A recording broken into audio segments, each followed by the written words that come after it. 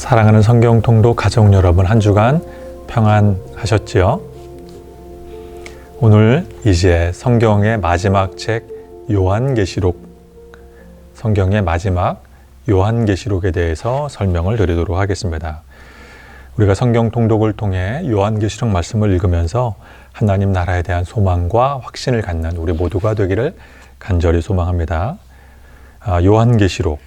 요한계시록에 나타난 하나님 나라의 핵심은 보장된 최후 승리입니다.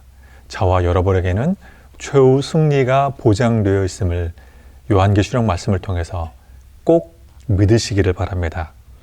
요한계시록 말씀, 많은 분들이 호기심을 가지고 접하지만 또 읽다 보면 막연한 두려움을 갖게 만드는 책이 요한계시록입니다. 사도 요한이 작성한 이 계시록은 물론 미래의 일을 다룹니다. 그래서 이 예언의 책으로서의 요한계시록, 또 동시에 계시의 책으로서의 요한계시록 기능이 있습니다. 그래서 계시라는 말, 묵시라는 말, 마치 감추어져 있던 것을 밝히 드러내주는 기능을 가진 책이 요한계시록입니다. 또 요한계시록은 영적 전쟁에 대한 내용이 많습니다. 그래서 사단이 나오고 용, 마귀, 천사들이 나오는 책이 요한계시록입니다. 또 요한계시록은 서신서의 기능을 가진 책이 요한계시록입니다. 그래서 요한계시록을 읽다 보면 마치 이 책이 길흉화복, 생사화복, 생로병사, 미래의 점괘를 치르는 책이 아닌가라고 오해할 수도 있지만, 우리 성경통독 가족 여러분들은 우리 그 정도의 수준을 넘어서 요한계시록은 소망을 주는 책임을 이미 알고 계실 것입니다.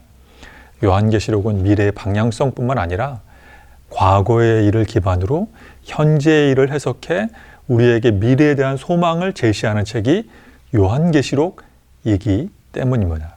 그래서 사도 요한은 다니엘서, 에스겔서, 시편 등의 과거의 구약의 문서를 토대로 오늘날의 현실의 사건들을 묵시문학에 맞추어 재해석하여 미래에 대한 하나님이 우리에게 주시는 소망, 이 확실하게 보장된 승리에 대한 소식을 요한계시록을 통해서 전달하고 싶어 했습니다. 그래서 우리 이 시간에 요한계시록에 대해서 좀 개관하는 시간을 갖도록 하겠습니다.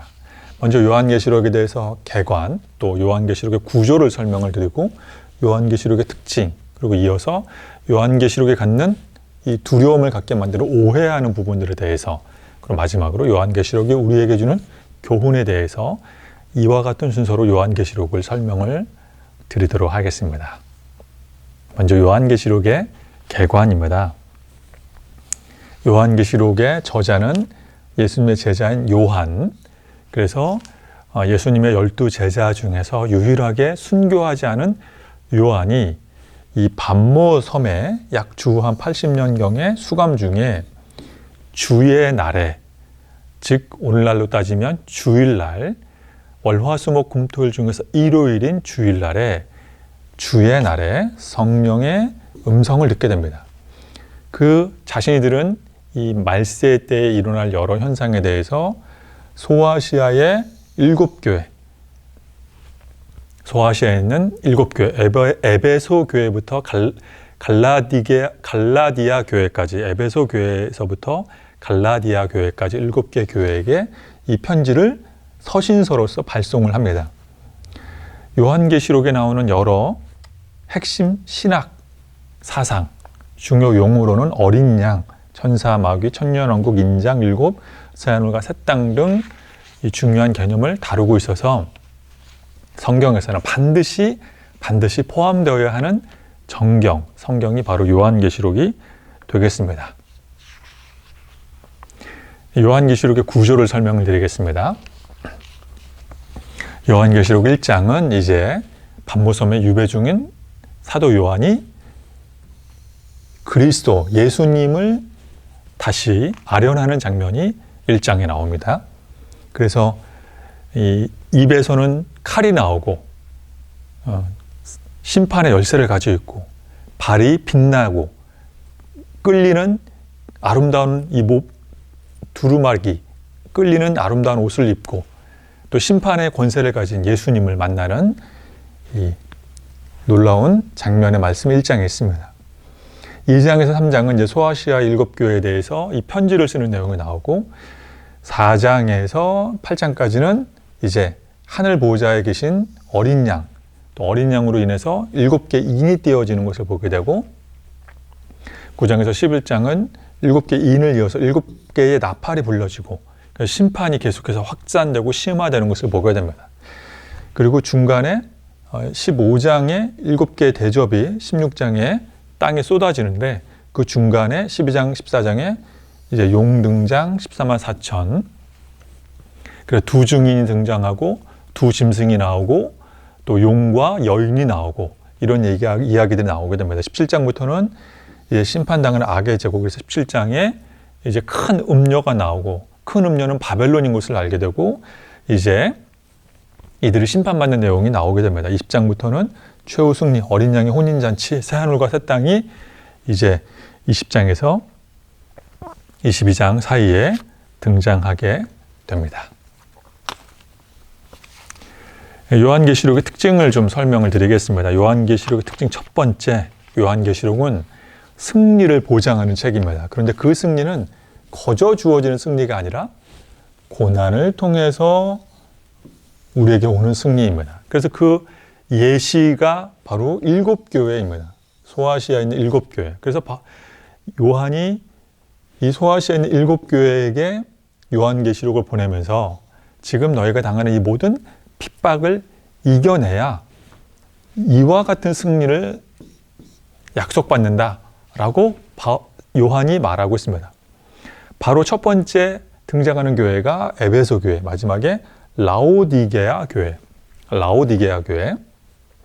지금도 이 에베소 교회부터 서머나, 버가모, 두아디라, 사데, 빌라델비아, 라오디게아 교회는 터키에 가면 지명은 약간 다르지만 지금도 그 유적이 있습니다. 그래서 그 각각의 교회들은 지명은 지금 달라졌습니다만 다 지금도 유적이 남아 있습니다.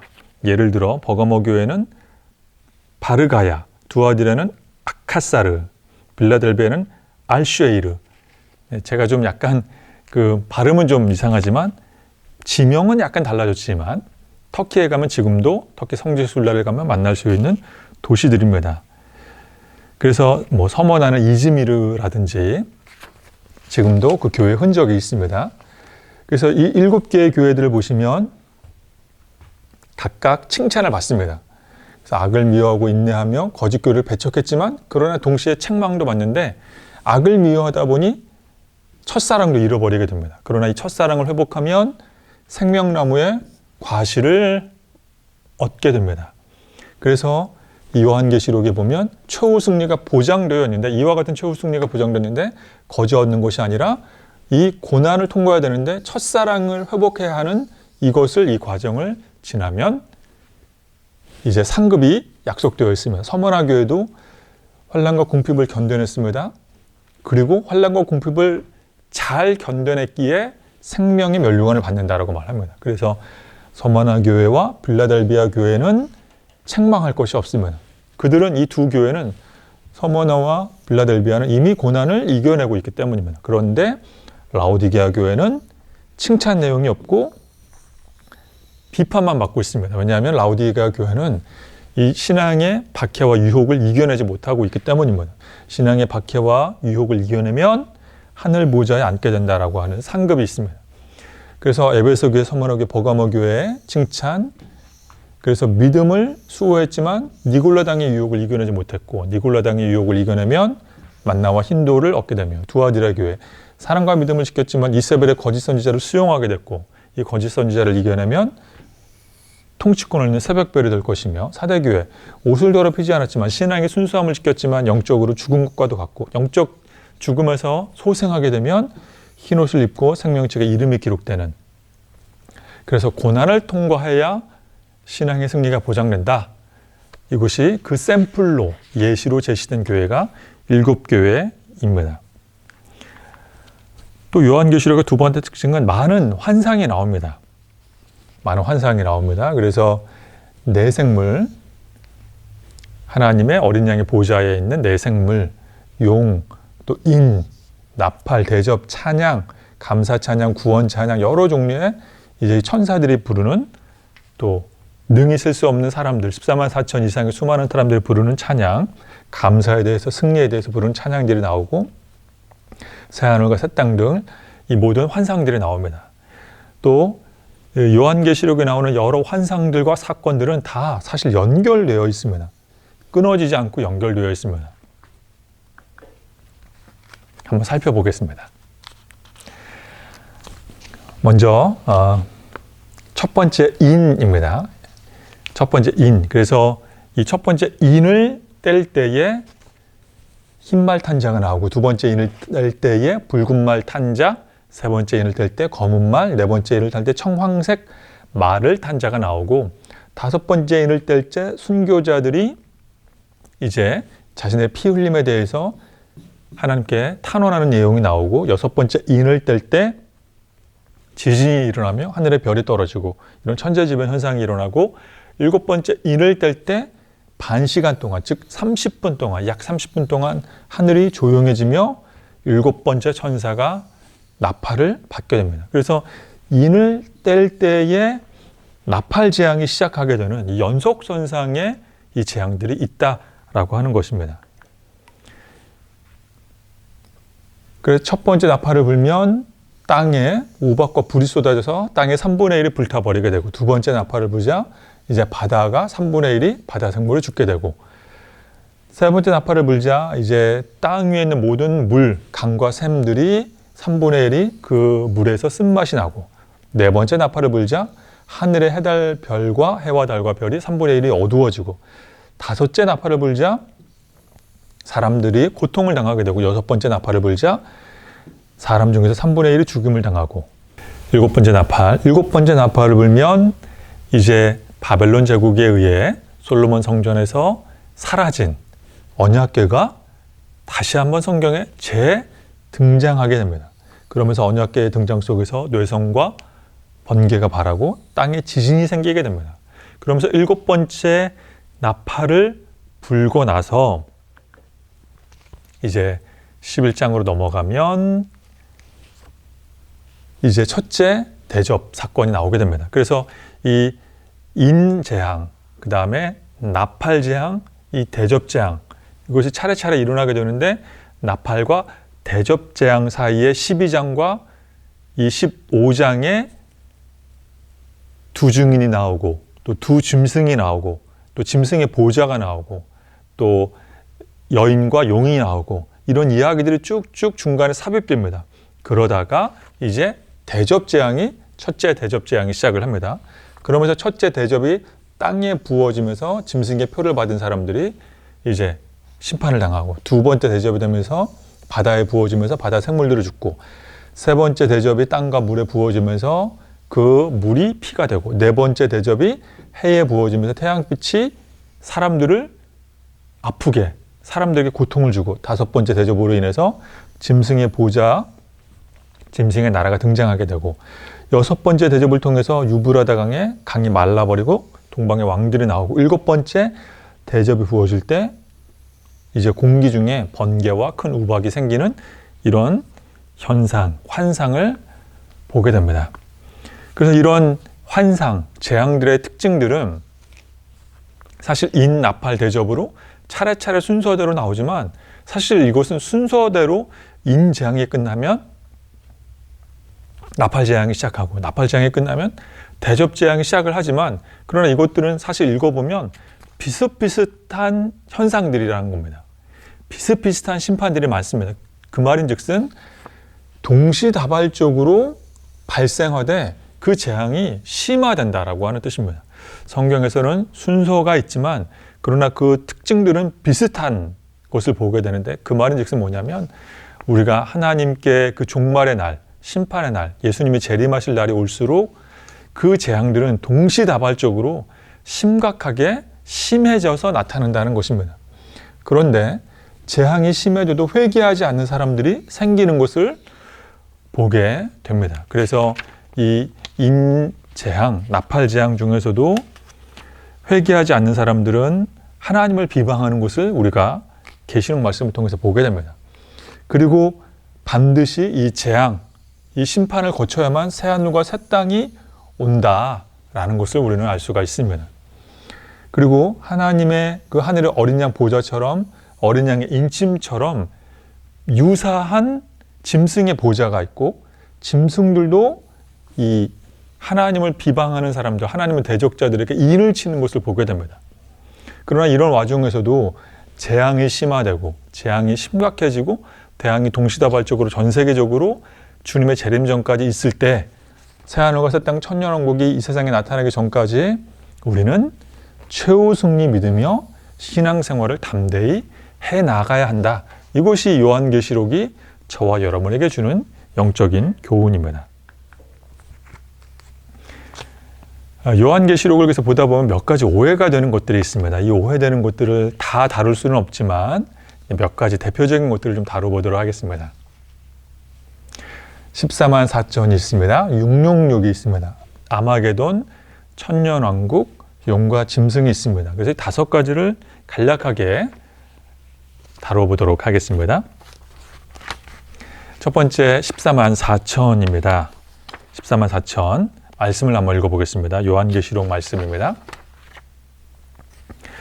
내가 인침 받은 자의 수를 들으니 이스라엘 자손의 각 지파 중에서 인침을 받은 자들이 14만 4천이니 이 일 후에 내가 보니 각 나라와 족속과 백성과 방언에서 아무도 능히 셀 수 없는 큰 무리가 나와 흰옷을 입고 손에 종려 가지를 들고 보좌 앞과 어린 양 앞에 서서. 그래서 우리가 이 14만 4천이라는 이 숫자 때문에 이 코로나와 관련되어 신천지들이 이단 사이비 집단이 신천지들이 14만 4천을 강조합니다. 사실 신천지라고 하는 말은 새하늘과 새 땅의 한자어입니다. 좋은 뜻입니다. 그런데 이 이단과 사이비 집단이 신천지를 자기네들의 용어로 빼앗아 갔습니다. 그래서 안타깝게도 이 성경의 용어를 이단 사이비 집단이 빼앗아가는 이 안타까운 현실 속에 우리가 놓여 있지만 14만 4천은 사실 좋은 뜻입니다. 그럼 이런 질문을 할 수가 있습니다. 그러면 14만 4천을 넘어서서 14만 4천 한 명은 어떻게 하느냐? 그 한 명은 그러면 하나님 나라 백성이 되지 못하는 것이냐? 14만 4천 2명, 그 2명은 하나님 나라 백성이 되지 못하는 것이냐? 질문을 할 수가 있는 겁니다.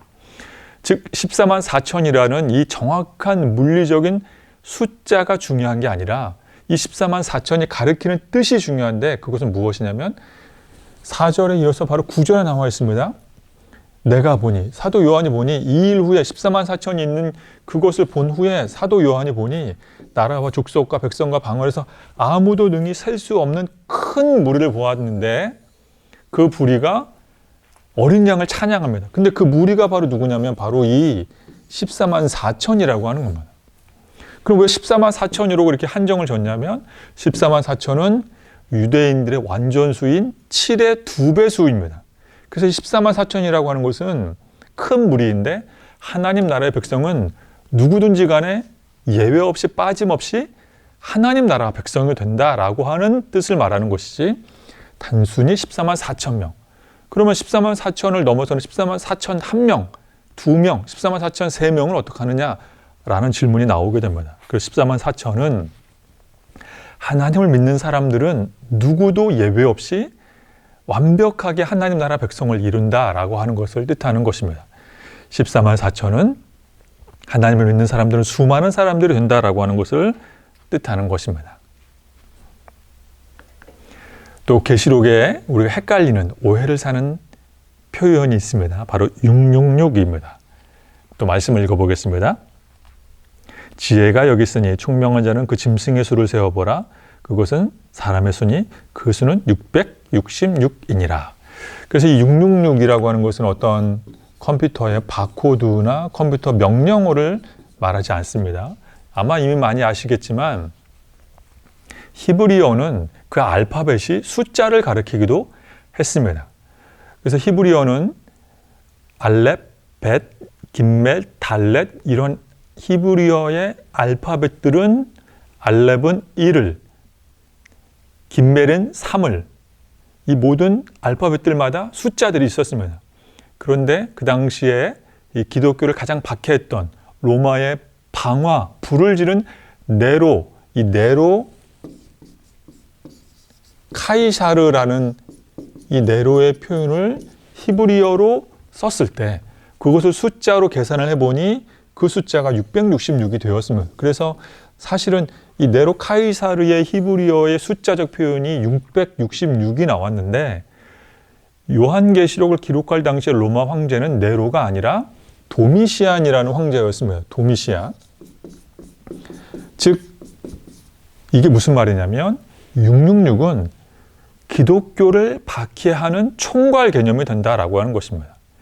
교회를 박해하고 예수님을 반대하는 모든 악한 무리가 1세기 당시에는 도미시안, 즉 네로의 환생이라고 여겨지는 기독교를 당시에 박해하던 도미시안 황제, 요한계시록에 기록할 당시의 666은 도미시안 황제였다면 오늘날의 666으로 상징되는 사람들은 기독교를 박해하고 예배를 방해하고 또 기독교 신앙의 자유를 억압하고 예수님을 믿는다는 이유만으로 사람들을 감옥에 가두고 선교사님들을 추방하고 예수님 믿는 사람들의 생명을 빼앗는 모든 악한 사람들의 총괄 개념이 바로 666이 되겠습니다. 그래서 1세기 당시에도 666은 존재했고 21세기 당시에도 666은 존재하며 예수님이 재림하시기 전까지 이 666 교회를 방해하는, 기독교를 방해하는 사람들은 존재한다는 것을 우리가 요한계시록을 통해서 알 수가 있습니다. 또 요한계시록이 주는 헷갈리는 개념들, 오해들, 아마게돈이 있습니다. 이 아마게돈과 관련된 말씀, 요한계시록 13장 말씀 읽어보겠습니다. 새 영이 히브리어로 아마게돈이라 하는 곳으로 왕들을 모으더라. 그래서 우리가 이제 이 아마게돈이라고 하는 이 말의 두려움 때문에 어떤 인류 멸망의 최후 전쟁이 아마게돈이다, 핵전쟁이 일어난다라고 생각을 하지만 그렇지 않습니다. 이 요한계시록 강의 시작할 때 서두에 사도 요한은 환상 중에 요한계시록을 기록했지만 그러나 과거의 문서를 참고해서 요한계시록을 썼다라고 말씀을 드렸습니다. 사도 요한이 에스겔, 다니엘, 시편 여러 구약의 문서를 참고해서 계시록의 말씀을 작성할 때 그는 열왕기 하와 역대기에 있는 말씀도 역시 함께 참고해서 썼습니다. 그 말이 역대기 하 35장에 나오는 이야기입니다. 말씀을 읽어보겠습니다. 요시야가 몸을 돌이켜 떠나기를 싫어하고 오히려 변장하고 그와 싸우고자 하여 하나님의 입에서 나온 누구의 말을 듣지 아니하고 무기또 골짜기에 이르러 싸울 때에, 그래서 이 바로 누고가 파라오의, 이집트의 파라오였던 느고가 이제 당시에 신흥 강대국이었던 바벨론과 싸우기 위해서 이스라엘 국가를 한복판을 지나가려고 했을 때 그것을 요시야가 반대했습니다. 근데 요시야가 그때 이 무기또라고 하는 곳에서, 무기또는 그 당시에 수많은 전쟁과 전투가 있었던 전략적 요충지였습니다. 이 무기또에서 요시야 왕이 바로 누구와 전투를 벌이던 중에 전사하게 됩니다. 안타깝게도 요시야 왕이 전사하는데 이 무기또의 히브리어 무기또의 헬라식 발음이 바로 아마게돈입니다. 이 아마게돈, 히브리어 무기또의 헬라식 발음이 아마게돈이며, 즉 아마게돈의 뜻은 무엇이냐면 우리가 이제 말세 시대가 되면 선과 악의 대립구도가 있을 것이다 라고 하는 것입니다. 즉 예수님이 재림하실 때가 가까우면 가까울수록 선은 갈수록 위축되고 악의 세력이 흥왕하는 것처럼 보이며 선과 악의 대립구도는 갈수록 분명해지며 종말의 시대에 선과 악의 대립구도가 펼쳐지게 될 것이다. 그래서 마치 요시야 왕이 전사한 것처럼 선이, 기독교가, 예수님 믿는 사람들이 많은 박해를 받을 것이다 라고 하는 것을 사도 요한이 말하고 있는 것입니다. 이어서 계시록이 우리에게 주는 이 오해들, 어려움들을 천년왕국이 있습니다. 또 말씀을 읽어보겠습니다. 이 첫째 부활에 참여하는 자들은 복이 있고 거룩하도다. 둘째 사망에 그들을 다스리는 권세가 없고 도리어 그들이 하나님과 그리스도의 제사장이 되어 천년 동안 그리스도와 더불어 왕노릇하리라. 그래서 이 천년이 무엇인가? 많은 사람들이 천년은 이미 이 시대가 천년이다. 아니다. 앞으로 또 올 것이다. 아니다. 이 천년은 존재하지 않는다. 여러 학자들마다 전천연설, 후천연설, 무천연설, 여러 설들이, 여러 가설들이 있습니다. 그러면 또 이런 질문이 있습니다. 이 1000년, 그러면 이 1000년에서 하루를 더하면은 이건 어떻게 될 것인가? 그럼 이틀을 더하면 어떻게 될 것인가? 3일을 더하면 어떻게 될 것인가? 즉 단순히 우리가 그리스도와 더불어 왕노릇하는 기간이 1000년으로 제한되는 것이 아니라 이 1000년의 뜻은 우리가 그리스도와 함께 새하늘과 새 땅에 임하는 어린 양의 혼인잔치가 임하는 것은 완전하며 완벽하며 영원하다라고 하는 것을 뜻하는 것이 천년왕국이 되겠습니다. 그래서 이 1000년이라고 하는 말은 새하늘과 새 땅 어린 양의 혼인잔치와 동의어입니다. 그런데 이제 우리가 예수님께서 재림하셔서 우리는 신부, 예수님이 신랑이 되어 예수님이 재림하실 때 예수님의 나라, 하나님의 나라, 에덴 동산에서부터 시작하며 구약의 선지자들이 말했고 예수님이 선언하신 그 하나님 나라가 1000년 동안 다스려진다라고 하는 것은 1000년이라고 하는 그 숫자에 한계를 둘 것이 아니라 그 나라는 완벽한 나라, 영원한 나라, 그 누구도 침범할 수 없는 하나님 나라라고 하는 것을 말하기 위해서 사도 요한은 1000년이라는 숫자를 사용했다라는 것입니다. 딱 1000년만 좋은 것이 아니라 그리스도가 다스리는 하나님 나라는 영원하도록 완벽한 곳이다, 완벽한 세상이다 라고 하는 것을 강조하기 위해서 1000년이라는 숫자를 사용한 것입니다. 마지막 5번째, 용과 짐승 바벨론입니다. 이 모든 것들은 666처럼 하나님을 대적하는 총괄 개념입니다.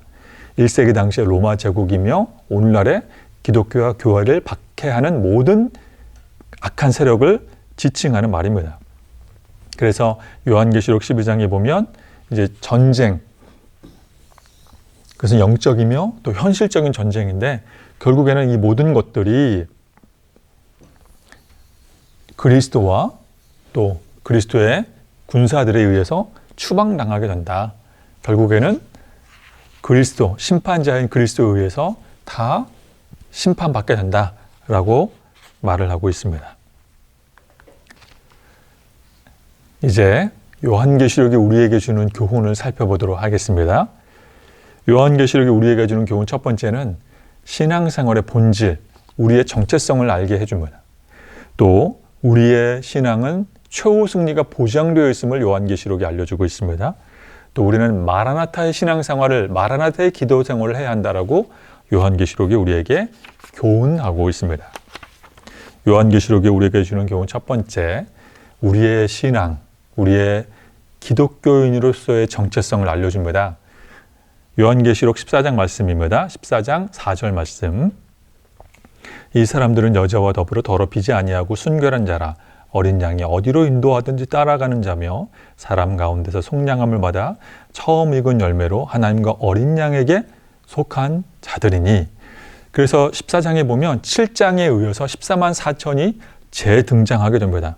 그리고 그들의 이마에는 어린 양의 인침, 어린 양의 인이 새겨져 있습니다. 그러면서 하늘에서 수많은 물소리가 나면서 24만 4천이 어린 양을 위해서 새 노래로 노래를 합니다. 그런데 24만 4천이 어떤 사람들인지 소개를 하는데 여자와 더불어 더럽히지 아니한 자들. 여기서 이 여자는 이제 바벨론으로 상징하는 음녀를 말합니다. 신앙의 순결함을 지킨 자들, 신앙의 순수한 자들. 근데 그들은 어린 양, 예수님이 어디로 가든지 따라가는 자들. 즉 그들은 바로 크리스천이라고 말하고 있습니다. 이 크리스천이라고 하는 말 자체가 바로 이 크라이스트와 더불어서 IN의 합성어, 크리스천, 어린 양이 어디로 가든지 따라가는 사람들, 어린 양에 속한 사람, 어린 양을 의지하는 사람, 어린 양과 교류하는 사람, 어린 양과 교제하는 사람, 어린 양과 물물 교환하는 사람, 이게 바로 이제 크리스천이라는 뜻입니다. 그들은 어린 양이 어디로 가든 따라가는 자들, 속량함을 받은 자들, 속한 자들. 그래서 요한계시록은 우리의 신앙의 본질, 그리스도인의 정체성을 알려주고 있습니다. 저와 여러분은 어린 양, 예수님께서 가시는 곳은 어디든지 따라가는 크리스천입니다.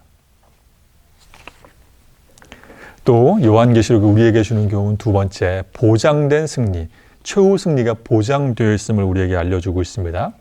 그래서 요한계시록 1장 말씀에 보면 사도 요한이 예수님을 제외하는 장면의 말씀이 있습니다. 사도 요한은 예수님이 십자가에 죽으신 것을 보았습니다. 예수님이 부활하신 것을 보았습니다. 예수님이 승천하신 것을 보았습니다. 근데 그 예수님을 다시 제외했을 때 자신이 평소 알고 있었던 예수님과 전혀 다른 모습을 보며 사도 요한은 그분 앞에 무릎 꿇을 수밖에 없게 됩니다.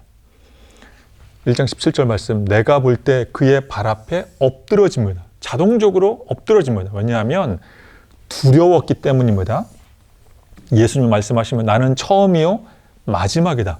마치 하나님과 동급으로 설명을 하시는데 그분은 어떻게 자기 자신에 대해서 말하시냐면 세세토록 살아있으며 사망과 음부의 열쇠를 가진 분, 즉 심판주, 심판자다라고 예수님께서 사도 요한에게 스스로를 소개하고 있습니다. 그래서 요한계시록 말씀에 보면 예수님은 촛대 사이를 다니시며 옷에 끌리는 그런 긴 옷을 입고 금띠를 두르셨고 입에서는 칼이 나오고 눈에서는 불꽃이 나오는 사망과 음부의 열쇠를 가진 심판주로 오십니다. 왜 계시록이 우리에게 최후 승리의 보장을 이야기하냐면 우리는 이 심판주, 어린 양을 따르는 그리스도인이기 때문입니다. 우리의 선함으로 인해서 승리가 보장된 것이 아니라 예수님으로 인해서 우리에게 승리가 보장되어 있음을 믿으시길 바랍니다.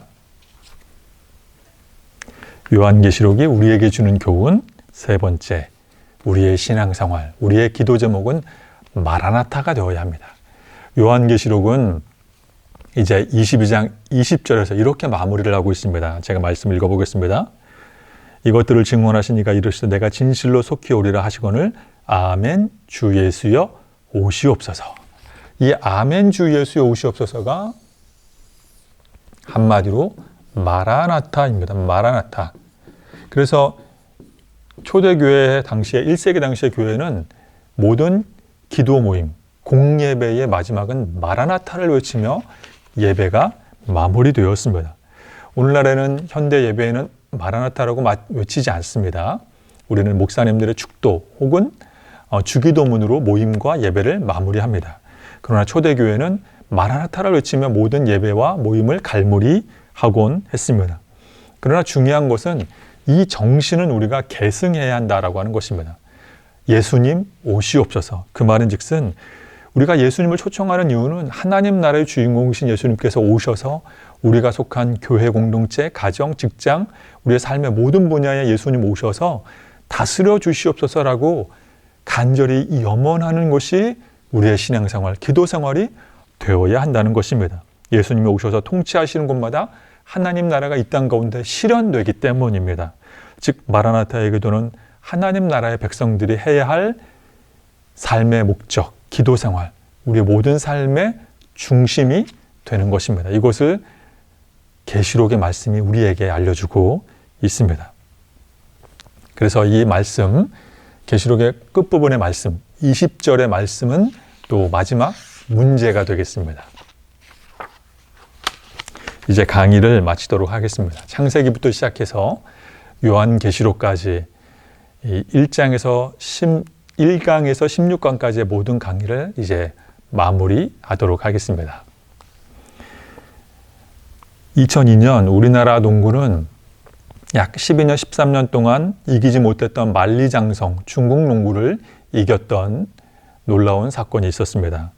당시 2002년은 우리나라 부산에서 아시안게임이 있었고 우리나라가 10년 동안 이기지 못했던 중국 대표 농구팀을 부산으로 초청해 이제 금메달을 놓고 우리나라 농구 대표팀은 이제 벼랑 끝 혈투를 벌이게 됐습니다. 그 당시에 이 중국은 미국의 NBA 프로 농구팀 휴스턴 로켓츠에 속해 있던 야오밍 선수가 있었습니다.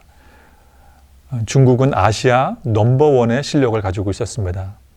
이 야오밍 선수는 키가 2m 20이 넘는 농구계의 절대 강자였습니다. 우리나라가 중국을 이긴다는 것은 사실 불가능에 가까웠습니다. 10년 넘도록 우리는 중국을 이겨본 적이 없었습니다. 저는 사실 이 농구라는 스포츠를 굉장히 좋아합니다. 그런데 2002년에 이 농구 게임을 저는 보지 않았습니다. 왜냐하면 질 것이 뻔했기 때문입니다. 우리나라 농구팀과 중국의 농구팀은 연봉이라든지 체격 조건이라든지 키라든지 뭐 여러 가지들이 체력이라든지 모든 면에서 중국 대표팀에 비해 우리는 열악했기 때문입니다. 그래서 농구를 좋아하고 농구를 사랑하는 저였지만 질 것이 뻔했기 때문에 또 농구 게임을 보면서 마음 졸이고 혹시나 했다가 역시나 하는 실망감을 갖게 될까 봐 저는 아예 처음부터 이 농구 게임을 시청하지 않았습니다. 그리고 우리나라 농구 대표팀은 아주 어렵게 준결승에서 필리핀 농구팀을 이겨서 극적으로 올라왔고, 중국은 카자흐스탄을 아주 쉽게 이기고 결승에서 만났기 때문에 우리나라가 중국을 이긴다는 것은 사실 불가능에 가까워 보였습니다. 그런데 농구가 끝나고 저는 뒤늦게 스포츠 뉴스와 신문을 통해서 우리나라가 중국 대표팀을 이겼다는 것을 알게 되었습니다. 그래서 이기기가 쉽지 않았는데 어떻게 이겼지 궁금했지만 제 기억 속에서 사라졌습니다. 그러다가 1년 정도의 시간이 지나서 어느 날 문득 우리나라가 중국 대표팀을 이겼던 그 농구 게임이 궁금해졌습니다. 그래서 저는 인터넷으로 1년 지난 농구 게임을 인터넷으로 찾아서 보게 되었습니다. 그런데 농구 게임을 보니 우리나라가 3쿼터까지 중국에게 이길 가능성이 그런 기미가 보이지 않았습니다. 3쿼터까지 우리나라 농구팀은 중국에게 10점 차 이상 지고 있었습니다. 그런데 저는 두렵지 않았습니다. 저는 걱정하지 않았습니다. 왜냐하면 그 게임의 결과를 알고 있었기 때문입니다. 농구의 마지막 4쿼터가 됐을 때 우리나라는 중국팀과 동점을 이루었고 연장전에 가서 극적으로 연장전 승리를 거두어 우리나라는 10여 년 만에 중국을 꺾고 아시안게임에서 금메달을 목에 걸게 되었습니다. 저는 3쿼터까지 우리나라 대표팀이 지고 있었지만 걱정하지 않았습니다. 긴장하지 않았습니다. 왜냐하면 최후의 금메달은 우리나라 몫이라는 것을 알고 있었기 때문입니다. 저는 느긋한 마음으로 게임을 시청했습니다. 그렇습니다. 사랑하는 여러분, 우리는 요한계시록이 이와 같은 교훈을 우리에게 주고 있습니다. 우리에게는 최후 승리가 보장되어 있음을 요한계시록이 우리에게 알려주고 있습니다. 예수님을 믿음으로 인해, 예수님의 십자가의 승리로 인해 우리는 최후 승리가 보장되어 있습니다. 그러므로 요한계시록이 우리에게 주는 이 평안의 말씀, 위안이 되는 말씀, 최후 승리 믿으며 오늘도 담대하게 예수님과 동행하는 저와 여러분이 되기를, 성경 통독 가족 여러분 되기를 간절히 축원합니다. 요한계시록부터 창세기부터 요한계시록까지 1강에서 16강까지 우리 성경 통독에 참여하신 모든 분들 성경 통독 통하여 예수님의 은혜 체험하기를 간절히 소망합니다.